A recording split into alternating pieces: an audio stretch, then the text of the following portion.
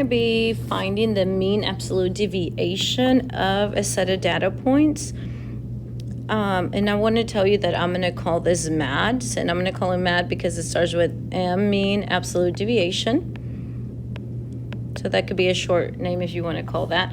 Before we go into the full lesson, I want to review one thing: what absolute deviation means. Absolute value is. So the absolute value is just the distance, what a number is from 0. So I'm going to draw a little number line here. That's going to be my 0, 1, 2, 3. Okay, so if I say, hey, what is the distance between the number 2 and 0? That's the absolute value of 2. So how far is negative 2 from 0? Is just 2 numbers away. So then my answer just would be 2. Even though it's a negative, it's still 2 numbers away from 0. Or if I say, hey, what's the absolute value of negative 3? Is just 3, because it's just 3 numbers away from 0. Same thing with the positives. If I say, hey, what's the absolute value of 2? It's just 2, because it's just 2 numbers away from 0. Again, the absolute value of 3 is just 3, because it's 3 numbers away from 0. So the absolute value is just how far, or what is the distance between that number and 0. So they're always going to be a positive number, because that's how far it is from 0. I'm going to go ahead and delete this so that we don't get confused. All right, then, so the first thing we're going to do, we're going to write down our step. We're just going to write our step first. So it's going to be to find the mean. And you have done mean before. Another word that you have heard mean called is average. Find the average of your grades, the average weather, temperature, or so on. Okay, mean and average mean the same thing. Okay, to find the average of anything is finding your total and then dividing it by the number of numbers that you have. So if we look at this data that we gave you, there's 1, 2, 3, 4, 5, 6, 7, 8. So in this case, I would divide it by 8 numbers to find my mean. So that's going to be the first step that we're going to do. We're going to add all of these numbers to find our mean. So that will give us our total. So here to find our the mean of these values, I'm going to write my total over 8 because there's 8 numbers. Of course, it's going to change, depends on the numbers that we have, but for this data, it's 8 numbers. So you go ahead and add up all your numbers. I'll give you about 30 seconds. Add them all up.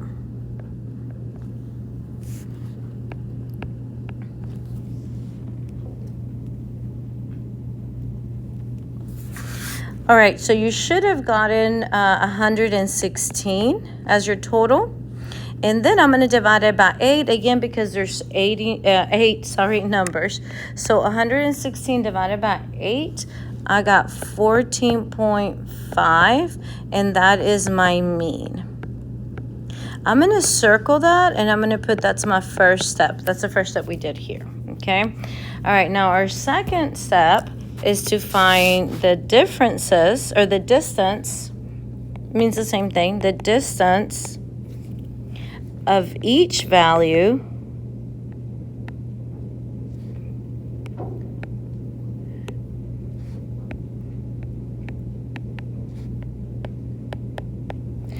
from the mean.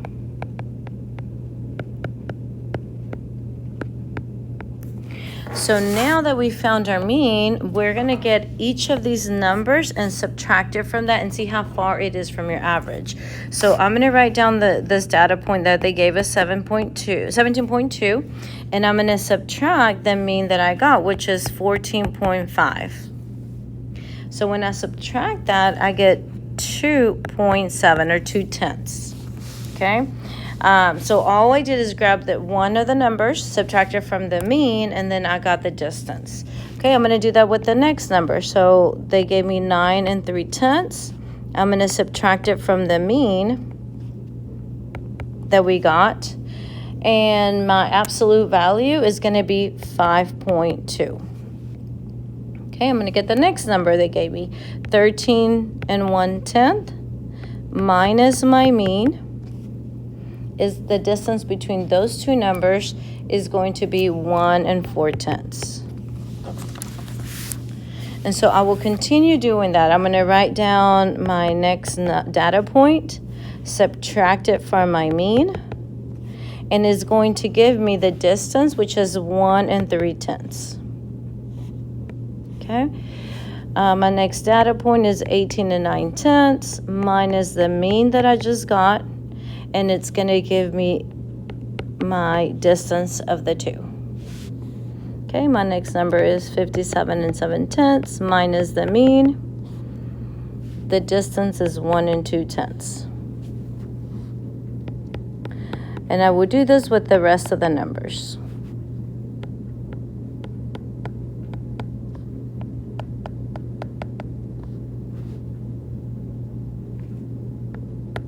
Notice, because we are looking at the absolute values, I'm not putting any negatives. So you're going to write no negatives because the absolute value has no negatives.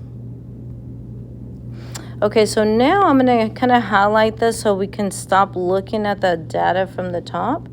So we're only going to be looking at this now, okay? So what we just did, that is our second step.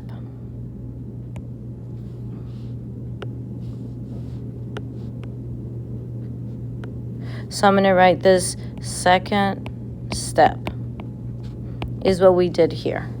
We got our data, subtracted it from the mean, and found the distance. So this is our distance. This is our distance from the mean. Okay, now you're going to do the same thing that we was on the first step. We're going to find the mean of the distances. Okay, so now I'm going to write this in a different color. Now you're going to find the mean of the distance in step 2. Okay, so now these numbers that we just found, we're going to find the mean of this to find our MAD.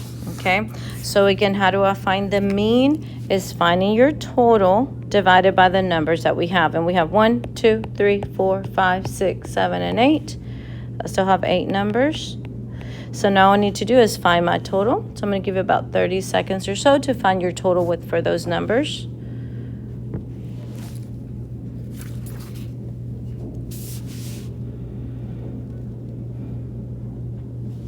Okay, so your total should have been 19 2/10, and then you're going to divide it by 8 because there's 8 numbers, and that's going to give you your mean absolute deviation. So when I do that, my MAD, or my mean, is going to be 2 4/10. And then that's my final answer. So our goal was to find the mean absolute deviation of the data that they gave us, which was this data. And I went through all of the 3 steps with you. And then I'm going to do it one more time. So this is our third step that we did. We found the mean of these numbers, the average, added them up, and then divided by 8, and they gave us our MAD. That's our answer. All right, so now let's look at the next question. It looks different just because the points are in, or your data points are in a table, and they're not just a list. They could give it to you in a list, or they can give it to you this way, or it could be just a set of numbers. Okay, so this is what Kayla recorded: outside temperature every day for 1 week. The temperatures are shown at the table. Determine the mean absolute deviation. So your mean absolute deviation of these numbers, round to the nearest 10. So that's a big deal to help you with the subtracting and all that. So we're going to follow these steps that we just did right now.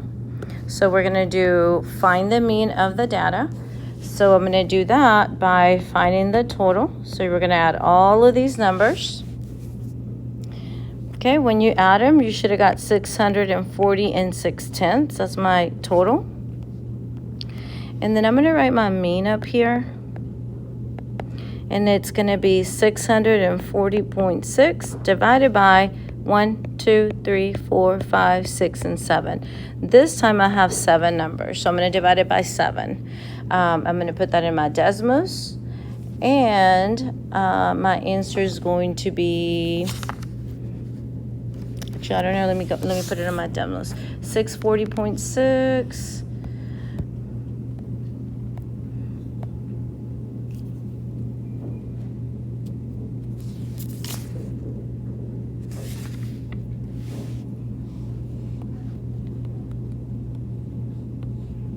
Divided by 7, and you get 91.5 because we're rounding to the nearest tenths.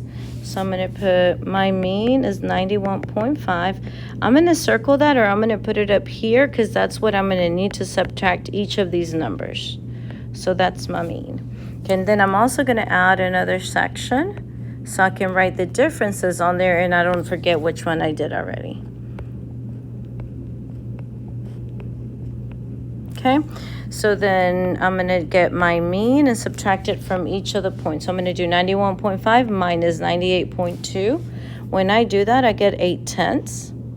I'm going to get my 91.5 minus 83.5, which is going to be 3.5. Sorry, those numbers are not right.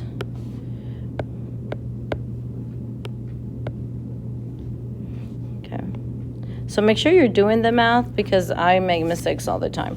So the 91.5 minus 98.2 is going to be 6.7. For this one, I got 8, 10.2, 1.9, 4 6/10, 13 6/10, 1 7/10. Now this is my step 2. This is step 1, finding the mean. Step 2 is finding the differences. And now if you look back at step 3, the last step is to find the mean of my distances. So these are my distances right here. And now I need to find the mean to that. So I need to find my total. And then I'm going to divide it by the 7. Because there's 1, 2, 3, 4, 5, 6, 7 numbers. I'm going to go ahead and put that 7. I'm going to go and add all of these numbers. When you add the numbers, I got 46.7. Now do 46.7 divided by 7. And your mean absolute deviation should be 6 7/10. So that should be your final answer. And then this is your third step. All right, if you have any questions, make sure that you ask Miss A, and she's going to give you a practice paper for you to practice these skills and an exit ticket. Thank you.